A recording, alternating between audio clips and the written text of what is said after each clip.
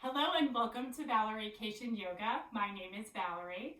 Today is a practice all about the hips, finding some movement and mobility in the hips and having fun all at the same time. You really only need a couple of props here. 2 blocks will do it. Let's start us in tabletop position with your hands on your blocks. So as you're coming into your tabletop position, hands are on blocks and your hands are about shoulder distance and your knees are about that too. And we're just going to start to rock the hips side to side. Feel free to move the head if you want to feel into what is here and available for you today.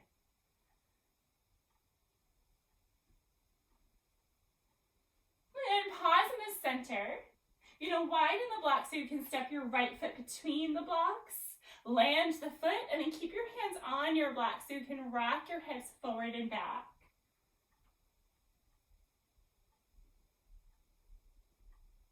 Just want to soften around the jaw and around the upper body, noting if the shoulders are rising up to the ears, give them space here.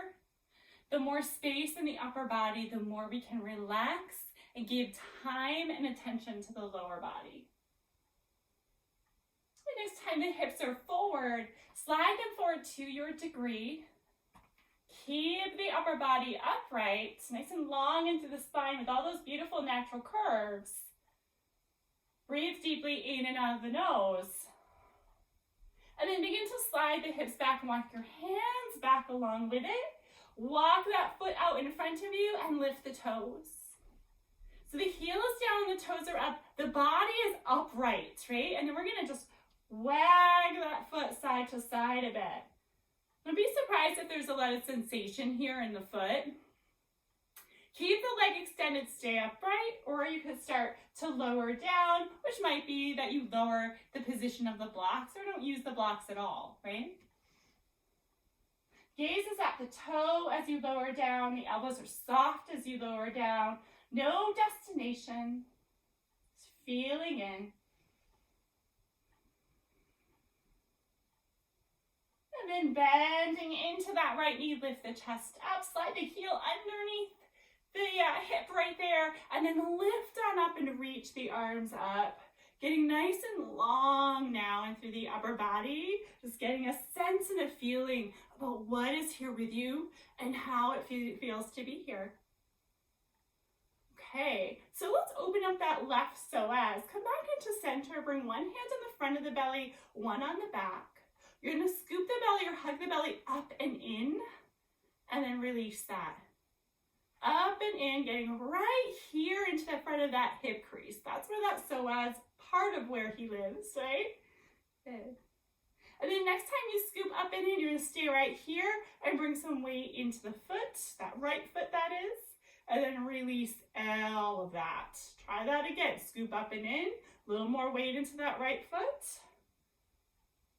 and then release all of that. Beautiful. Bring your blocks or hands to the inside of your right foot. You're going to tuck into your left toes and lift that knee up off the mat. Coming into an extended pyramid pose, the hips will lift up and back. You'll fold over your front leg, you'll lean forward, and then re-bend into the right knee and press the left heel back. Try that again. And let's try it a third time. This third time as the hips lift, you're going to start to walk your hands on over toward the left. So you're finding a wide-legged fold when you get here. Definitely use your blocks to start because we want to have a nice long spine with the shoulders retracted away from ears. And then from here, softening the elbows and letting the head get heavy. So because our hips are connected to a lot of places, these kind of stretches allow for release to the inseam and the outer hip. And inhale back, so you're lifted. Walk your hands back toward the top of your mat again and bring your left knee down to the mat, stepping your right foot back. Let's all come into a child's pose with the option of keeping knees together or wide, walking your hands forward to forearms, or maybe your hands releasing the chest downward.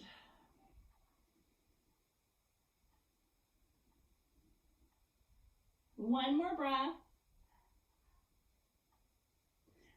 inhale to lift on up again, and we have our other side. So grab onto those blocks again, even if you think you don't need them, and step your left foot forward. As the left foot comes forward, we're rocking forward and back and checking into that right hip now. And remember, we'll take a pause on either side. So as you move, it's just kind of finding that fluid movement. Next time you're shifting forward, you're pausing with that shift forward. Bring the left heel and knee in toward each other. The heart space might shift forward if that's available. And then hips up and back as you walk your hands or blocks back. Gently guide the left foot forward. Lift the toes. Keep that lift up so the spine stays nice and long. And then the choice to fold forward or get deeper or lower is available. You might wiggle those toes side to side. Getting into 3 hamstrings we have here. And this is more about releasing today. I'll certainly add a video in about strengthening hips. Inhale and lift up. You're going to bend into that left knee and bring your heel underneath that. Tuck into your right toes, lift the knee. And then here we lift the hips up and back. Folding over that left leg and then sliding forward. We've got a couple more of these. And the next time those hips are lifted, start to walk your blocks on over to the right side of the mat. Again, you're coming into that fold. And this time, use your blocks to lift up about halfway. Turn your toes out with your heels in and gently bend the knees, swaying side to side. So some of us don't need the blocks. We can bring our hands down. Some of us, we're going to have our hands to our hips and rock a little side to side here. All of those are great options.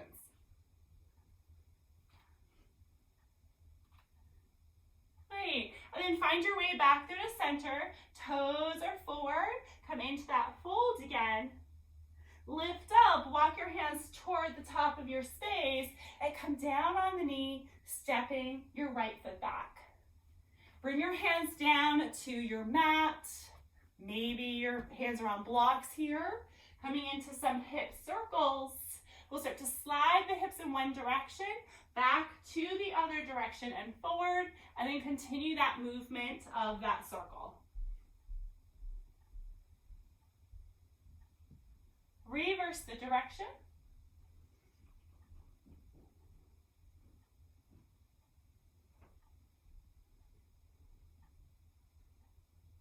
Wonderful. Following this up with a pigeon pose, which for some of us is a really nice opener of the outer hip. If you find that it's not, I'm going to start with an option for you and then build us into pigeon pose from there. So from our tabletop position, you're going to extend your right leg back behind you. Come on the ball of the foot. Lift your foot up, cross over toward the left, and then bend into the knees so both knees are stacked. You have your feet out wide, right? So you want your hands in a position under your shoulders and slightly in front of, like a child's pose. And you're going to press the hips back, plug down into the heels of the hands, and fold forward. So for some of us, we're going to stay right here. And then for some of us, we'll sit between the heels, stacking the knees and getting a deeper stretch around the outer hip. And if you find that you can't sit flat down on your seat, or the hips are very lifted when you're more toward the front of your space, we're going to consider that as we come into our pigeon, because it could be figure 4 is a better fit. All right, coming out of this, walk the hands forward, unwind the legs, sit back on the heels or tuck the toes and sit back and take a breath in and out. All right, let's find our way to the next one, next side, right? You're extending your left leg back behind you. So first start with tabletop, extend the leg, lift the toe up, cross over to the right, bend into both knees, scissor the feet so they're out a little wider, hands are underneath shoulders and slightly in front of, And sinking your hips back toward your heels. Nice long arms. And for some of us, resting the hips between the heels, stacking at the knees. And continue to breathe deeply wherever you are. No destination, just feeling.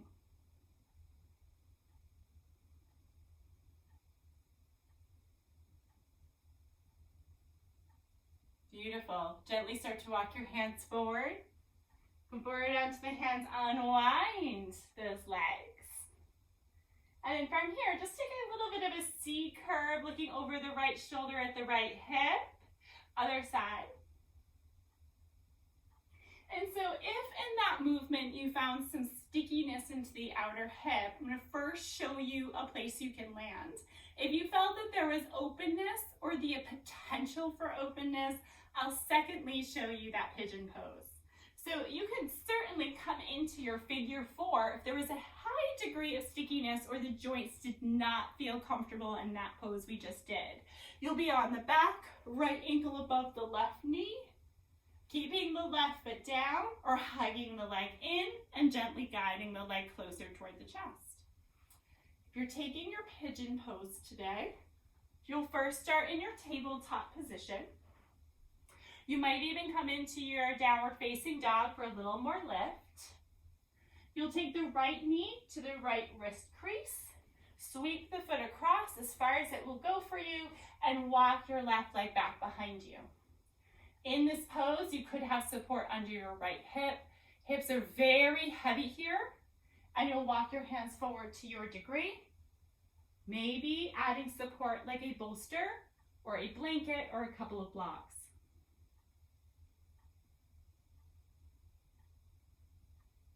So these deeper hip stretches generally require a bit of time as we settle in with our breath around the space. So think of this as a place to allow, kind of like a traffic jam, getting really just relaxed and at ease, like as things get more congested, right? Settling into it, knowing that in time things will release.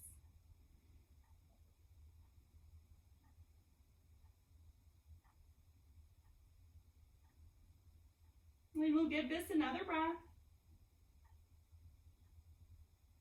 Walk your hands underneath your shoulders, especially if you're in that pigeon. If you're in your figure four, you can release both feet down. And then we're gonna move that right leg. So it might be that you come into your downward dog and move it. Tabletop could also work. If you're on your back, you're laying on the back and just moving the hip in circles. Reversing the circles. Let's find our way to the other side. Figure four, left ankle above the right knee. Coming into your pigeon, left knee to the wrist crease, foot glides over, right foot relaxes back, and then come into a nice tall spine to start. Slowly lower down, very, very slowly down to your mat, knowing that each pose can be really, really different on each side. In pigeon pose, as well as figure four, we want the hips to be level. So if your hips are on your mat, you want side to side to be level and not listing. And in your pigeon pose, you want the hips to be even, side to side as you rest the hips downward.